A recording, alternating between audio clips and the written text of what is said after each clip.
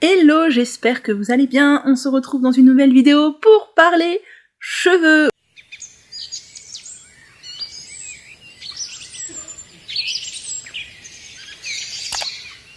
Oui, je sais que ça vous plaît. Et aujourd'hui, je voudrais éclaircir un petit point qui vous semble assez flou, sur lequel j'ai régulièrement des questions et sur lequel je pense il y a un petit peu confusion. C'est une vidéo qui va être en lien plus ou moins et faire suite à ma vidéo précédente qui s'appelle « Faut-il hydrater ses cheveux ? Les cheveux ont-ils besoin d'hydratation ?» Aujourd'hui, on va parler du fait de conditionner ses cheveux. C'est un terme qui est beaucoup revenu sur le tapis là récemment, c'est un terme qui est devenu, j'ai envie de dire, à la mode dans le monde capillaire. Tout le monde s'est mis à parler de conditionner ses cheveux parce que 2 ou 3 se sont mis à en parler et tout le monde utilise ces mots-là. Mais c'est pas toujours très clair quand on débarque dans le monde des cheveux et qu'on n'y connaît rien, mais de quoi elle nous parle, qu'est-ce que c'est. On va donc faire un petit point, je pense, assez rapide, puisque c'est pas non plus quelque chose d'excessivement complexe, sur qu'est-ce que conditionner ses cheveux, à quoi ça sert et comment le faire de manière efficace. Conditionner ses cheveux, c'est tout simplement les protéger des agressions extérieures pour les empêcher de se dégrader trop vite. Tout simplement, les agressions extérieures, qu'est-ce que c'est ? C'est les frottements des cheveux entre eux, typiquement quand vous les portez détachés, les frottements des vêtements, de l'oreiller, de l'écharpe, du pull, du vent, le soleil, l'humidité, etc. Tout ce qui va venir abîmer les cheveux, les éroder et les faire se fragiliser, se casser, s'abîmer, les devenir ternes, devenir secs, devenir cassants, tout ce qu'on ne veut pas. On parle de conditionner les cheveux et non de les réparer, tout simplement parce que le cheveu est une matière morte qui ne se régénère pas, contrairement à la peau par exemple. Il est donc impossible de réparer un cheveu. Si votre cheveu est fourchu, il est fourchu jusqu'à ce que vous coupiez la fourche. Ce n'est pas possible de la réparer, contrairement à ce que vous disent certaines marques dont je ne citerai pas le nom, qui vous vendent des produits miracles, qui vont vous réparer les fourches. Ce n'est pas possible.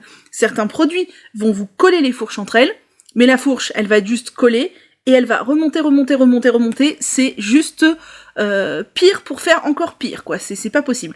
Donc le conditionnement ne va pas servir à réparer les cheveux, le fait de les conditionner va juste servir à préserver leur santé la plus saine possible, le plus longtemps possible. Alors vous allez me dire peut-être, oui mais moi je fais des soins régulièrement, pourquoi je devrais les conditionner en plus ? Alors peut-être que dans tes soins tu les conditionnes et tu ne le sais pas. Il faut savoir que pour conditionner des cheveux, il n'est pas possible d'utiliser des ingrédients aqueux ou des masques purement hydratants, puisqu'on a besoin de substances filmogènes, et l'eau, le gel d'aloe vera ne sont pas des substances filmogènes. Pour cela, on va avoir besoin de corps gras, puisque ce sont les corps gras qui sont des substances filmogènes et qui vont venir enrober la fibre capillaire. Alors les soins hydratants sont tout aussi importants, mais utilisés seuls ne vont pas du tout être suffisants pour avoir des cheveux en bonne santé. Il est donc important d'utiliser de temps en temps des corps gras, même si vous allez me dire « Oui, mais moi j'ai les cheveux fins, ils n'aiment pas l'huile, mais moi, mes cheveux graissent trop vite, je vais pas rajouter de l'huile encore une fois. » On s'explique. Donc, des ingrédients filmogènes, ce sont des corps gras, mais j'ai pas dit du beurre de karité, j'ai dit des corps gras. Dans une crème, il y a des corps gras. Une crème est filmogène. Il n'y a pas que les corps gras qui sont filmogènes, il y a aussi des substances comme les ammoniums quaternaires. Je ne connais pas la composition chimique exacte des ammoniums quaternaires, et je n'ai pas fait de recherche dessus, c'est tout à fait possible. Les silicones aussi sont des agents filmogènes. Personnellement, je ne vous les recommande pas, étant donné qu'ils sont d'une part très nocifs pour l'environnement, d'autre part pas franchement recommandés pour le soin des cheveux. Mais les ammoniums quaternaires font tout à fait le job là-dedans. Vous pouvez choisir d'utiliser des produits qui en contiennent ou qui n'en contiennent pas. C'est d'ailleurs pour ça que les ammoniums quaternaires vont aider au démêlage des cheveux, puisqu'ils vont enrober la fibre capillaire de quelque chose de glissant qui va aider à se débarrasser des nœuds. Je vous conseille donc de conditionner vos cheveux après le lavage, puisque le lavage va consister, en fonction de l'agressivité du lavage que vous allez faire, à supprimer toutes les impuretés dessus, y compris la plupart des ammoniums quaternaires qui sont solubles dans l'eau, les corps gras, les poussières et tout ça. Vous allez me dire, ah oui mais alors, les bains d'huile, moi je fais pas un bain d'huile après m'être lavé les cheveux.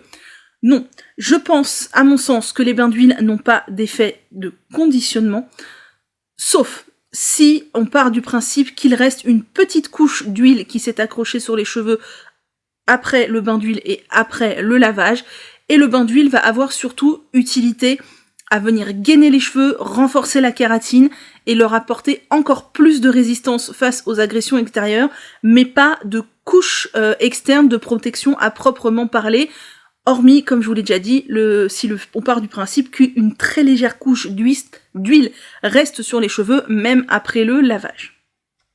Donc, on a parlé des masques hydratants, on a parlé des bains d'huile avant shampoing, on a parlé des couattes, qu'ils soient avant ou après le shampoing, ou même dans le shampoing, peu importe. On va maintenant parler de comment conditionner ses cheveux.